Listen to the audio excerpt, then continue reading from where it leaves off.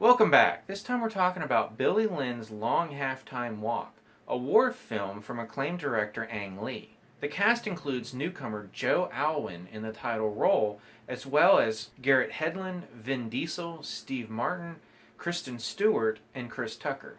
And I have to say, I went into this movie really not knowing what to expect.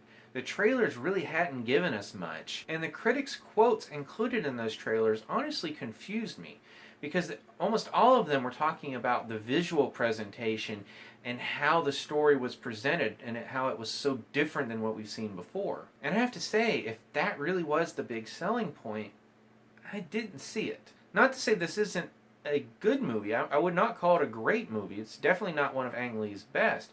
It's an interesting movie and it opens up some interesting questions. Unfortunately, I just don't think it actually accomplishes what it was attempting to do. And that's mostly due to some problems with the script, as well as some odd and distracting directorial decisions made by Lee. The story focuses in on a squad of soldiers known as Bravo, which includes Billy Lynn. They're taking part in this sort of ticker tape tour around the country, culminating in this Thursday night football game, at which they'll be taking part in the halftime show. The squad, and Billy specifically, were awarded for an encounter that happened over in Iraq that cost the life of one of their own, played by Vin Diesel. And while the core present-day storyline takes place during this game day, we're treated to a plethora of flashbacks showing Billy Lynn first arriving home 2 weeks earlier, as well as his encounters over in Iraq, leading up to that fateful day that he was awarded for. And I honestly spent a good portion of this movie trying to figure out exactly what it was trying to tell. Not the specific story, but the meaning behind it. Because let's face it, you can't really have a war movie these days about the current conflicts without there being an underlining message to it. And I'm not even talking about political. I'm just saying personal, thematic, political, anything. There's usually this underlying message to it.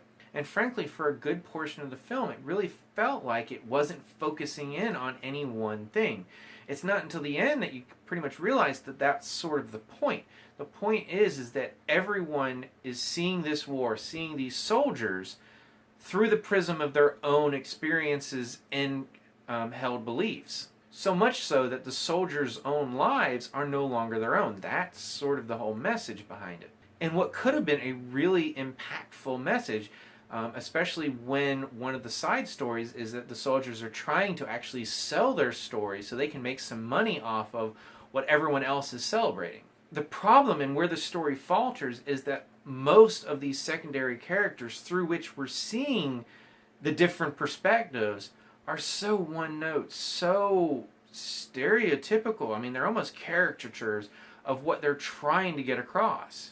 And that unfortunately undercuts the message of the film, because we're not seeing these soldiers through perspectives of people. We're seeing them through ideas of people. And as I said, that really undercuts what the film is trying to get across and really shortchanges the emotional potential of what they were trying to do. Now, the other really distracting thing about this movie, and I have to believe that Ang Lee did this on purpose to again try to show that we were seeing these soldiers through different points of view, including our own, and that is that almost all of the dialogue in this movie has the characters talking directly to the camera, which is something that's almost always avoided in movies, and actually took me a little while to realize what exactly was going on. I knew something was odd. I knew something was off. But there was a point when I realized that everyone is talking directly to the camera, and once I realized that, I couldn't unsee it. It just kept happening.